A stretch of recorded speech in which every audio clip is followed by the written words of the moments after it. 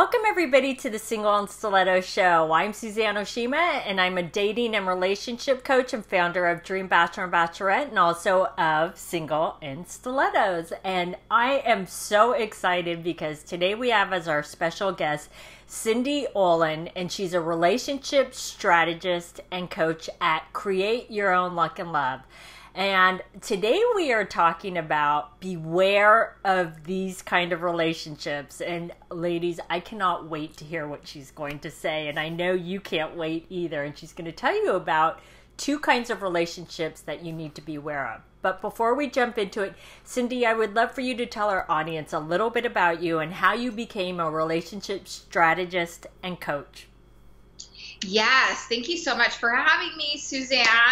And a little tiny background about me. I have been fascinated with men, relationships, understanding them forever. I was a high-end matchmaker for a long time. And I found and I studied under people that have been long before Suzanne and I in this field, and found that it was a true calling of mine. And in being a high-end matchmaker, while I loved that, I found the number one challenge was to help people understand the opposite sex and not sabotage their love life. So that's a little bit about me. And thank you again for inviting me. I know, Cyndi, and I love that you were a former matchmaker. We both have that in common. But so tell us, because I know you've seen a lot out there, we both have, but the two kinds of relationships that women need to be aware of. Can you tell us about the first one? Yes, I can. It sounds very spooky, right? Anyways, so the first type of relationship to be aware of, I call him the 0 to 60 guy.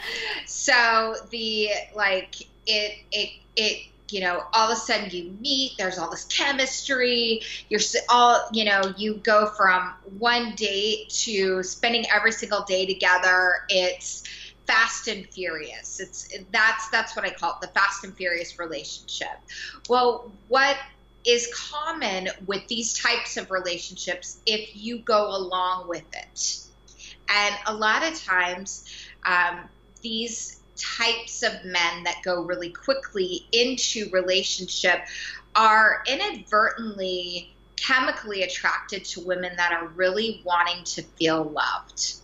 So they'll go really quick, and they will all of a sudden wake up, and it's usually between 6 weeks and 3 months, and they will literally put the brakes on. Like, it's like, you know, when you're driving down the freeway and all of a sudden you see the brake lights and you're like, holy cow, I don't want to rear end that person. And you stop the car really quick and all the stuff from the back flies up to the front. It's the same analogy in these types of relationships. So they all of a sudden stop. So they may disappear. They may stop calling you. They may tell you that they're not ready for a relationship. And a lot of it, the reason why they do this is because when it starts to become real and not fantasy for them anymore, because they're, you know, in the first 6 weeks to 3 months, it's like they're in a drunken haze, so to speak. And they're really enjoying their time with you. It's not even about that, but it's not really based on reality. It's not built from a real foundation of partnership. So they will say, I'm not ready for this, and leap out of the relationship as quickly as they got in. So that's the first one. That is so true, and I will testify to this. I can't tell you how many clients of mine that this has happened to, where it just went way too fast from the very beginning, and she just went along with it. And what I always tell my clients is it's up to you to control the pace of the relationship. It's not a race to the finish line. It's not. It's like slow and steady actually wins the race, you know? It absolutely does. I mean, I I share that in common with you. There's so many clients that have gone through the same thing. And I think we've all gone through something in our lives at one point or another that has mirrored this in some way, shape, or form. So, I understand. And I echo you, Suzanne. It's slow and steady does win the race. And I always tell my clients this, the name of the game is pace. You, as a woman, you always pace the timing of the relationship and how quickly it moves. And I think the number one factor around that is a lot of times women will be scared that he's going to go away if she slows down the pace. And if he does, he wasn't really meant to be there to begin with. And if he doesn't, we teach people how to treat us. So this is about setting healthy boundaries, and he gets to take time to get to know you, not get all of your time from the get-go. That takes time to develop. Exactly. So, I love that you use that as the first example, because we've both seen that a lot with our clients. So what's the second type of relationship that women need to be aware of? Well, the second type of relationship, and this one can be a little trickier, okay? So this is kind of similar to the first type of relationship, but a little bit different. So there's the, these words are thrown around a lot, but I'm going to say narcissistic, psychopathic individuals. So, and these are far more dangerous. The first guy, he's just obsessed with the idea of falling in love. Like, he's like, he might even not be a bad guy. He's just not fully aware. The second type, narcissistic people, there are different layers. There are different degrees of narcissism. Some narcissists are harmless, so to speak. However, they are all about me.com. But it doesn't start off that way. So it starts off very similarly, where they romance you and they're like really amazing, and it's like sunshine, butterflies, awesome. And they may or may not move quickly. But the thing with narcissists and psychopaths are a little bit of a different one, and I'll get into that deeper, but more commonly narcissists, they're very charming, they're very alluring, and they will then, once they get you hooked, they're very smart in that sense. Like, they feel, and they will do all the work until they get you hooked. So even if you pace them, they can be very patient with the right woman. And because they can see that this woman, once she's hooked into him, he can then be like, let his real self open up, and she will continue to go back to, well, wait a second, where's the guy that was there the first 3 months? And she'll be living on that for maybe 6 months, a year, 10 years, 20 years, you never know. But what happens is they will subtly start to criticize you. They will, nothing is good enough. There's like a little form of keeping you in a box, so to speak, so that you're not, you're constantly questioning yourself. And what oftentimes happens with women is they will try to start proving themselves in the relationship. So they'll start giving more. than he is, and the balance of the relationship becomes off. The woman becomes unhappy. He becomes more powerful and power hungry, and it's not a good situation, clearly.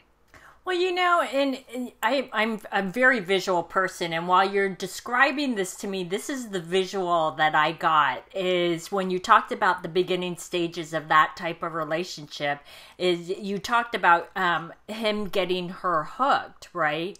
And what I started to envision is it's almost like this drug, almost like he knows the exact things to say, to do, to get her hooked, and then she's all in.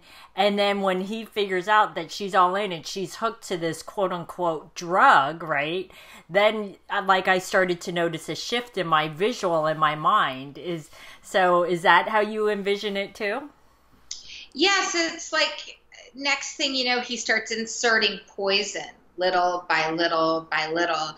And, these type of men, typically there's different archetypes of them. They can be very successful and they're very much all about them, and it's, not that they don't have good qualities. It's they've utilized that narcissism to become successful, and it goes to an extreme, if that makes sense. But in more deeper degrees of narcissism, when there's a lot of control, it's like they're putting poison into you. It's like somebody on your shoulder, tapping your shoulder all the time, saying you're not enough, you're not good enough. Right. You're never going to amount to anything. You can't do this. What do you think you're doing? Right. And it's so be aware of that type of individual, because they're very insecure at the end of the day. So they are trying to keep you in that more controlled space as well. Right. So let me ask you a question, because I always try to think how my audience is thinking right now based on what you said. And the question I wanted to ask you is, in either of these types of situations, can a relationship actually work out? Like in the first type of relationship that you described, like if she slowed down the pace, or if, like with the narcissistic man, can a relationship really work if she controls certain parts of it? Or is this like, it's never going to work with either of them? Well, it's a really good question, and it's a commonly asked question. In the first situation, the answer is yes. It can work out. It does depend. If the man is really hooked on the love drug, so to speak, of feeling the high of, being in love and not really wanting to go deeper, then no, it won't. And he'll go away as soon as you start to pace it. So you'll figure that out. But if he's, if you slow it down the pace, because as a woman, we do actually control the pace of a relationship, and we always do throughout the trajectory of it. But at any rate, if he's there with you, then yes, it can absolutely work. Sometimes he needs a little bit of harnessing. It's like a horse that's wild, and give slow down. And when he gets to know the real you, he wants to continue to become closer to you. It's building a good foundation. Now, on the second one, it depends on what level of a narcissist they are, and if they have a desire to become self-aware and understanding, and narcissists can also be kind of lazy, frankly. Mm-hmm. So they want it their way, and they're not really willing to put the effort in to do it any way differently. So if it's an extreme narcissist, I mean, sure, any relationship can work. It's going to be hell. I mean, it's hell on your self-esteem. It's not good on your psyche. There's, I mean, different narcissists, I mean, they're very covert. They can live, and this goes more into the psychopath, but double lives, cheating, there's an integrity issue with them typically. And it depends on what your value system is. Now, there are people that have more healthy narcissism. And I know that sounds weird, but it's, you know, they have they put the oxygen mask on their face first. Mm-hmm. And they do take care of themselves. And they might be a little more self-focused, but there's someone that has a desire, like I said earlier, to open up to different possibilities, and they may need a little more directing. They're not coming from that place of hurt, negativity. It's more about, you know, all about me.com. Then it comes to you, I'm on to you, you know. So there are different layers to that. But right. The answer is yes and no. If you want it to, sure.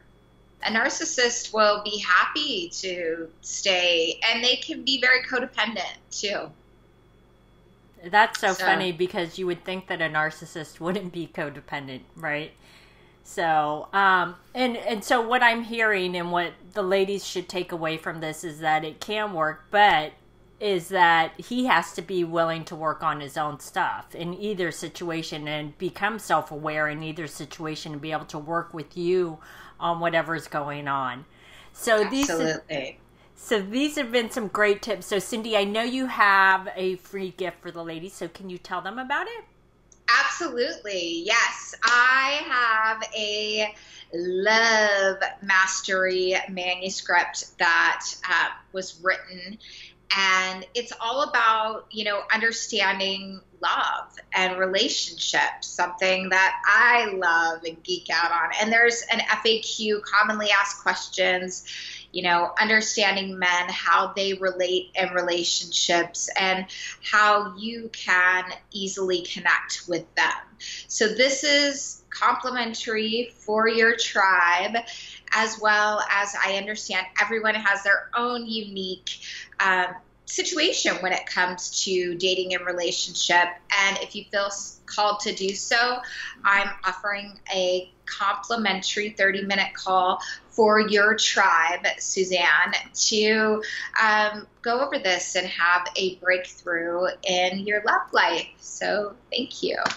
Awesome. So ladies, you can just click below the video to get Cyndi's free gift. And if you're listening to the podcast, you can go to singleandstilettos.com and you can look for Cyndi's interview and you can get her free gifts. So thanks everybody for joining us on the Single and Stilettos show. Our show is available both in video format and podcast format. If you would like to view the videos, you can go to singleandstilettos.com. And if you'd like to get the podcast, you can download it from iTunes. And if you would like to get our free ebook on why men disappear without a trace, you can click right here on the video, or you can go to singleandstilettos.com.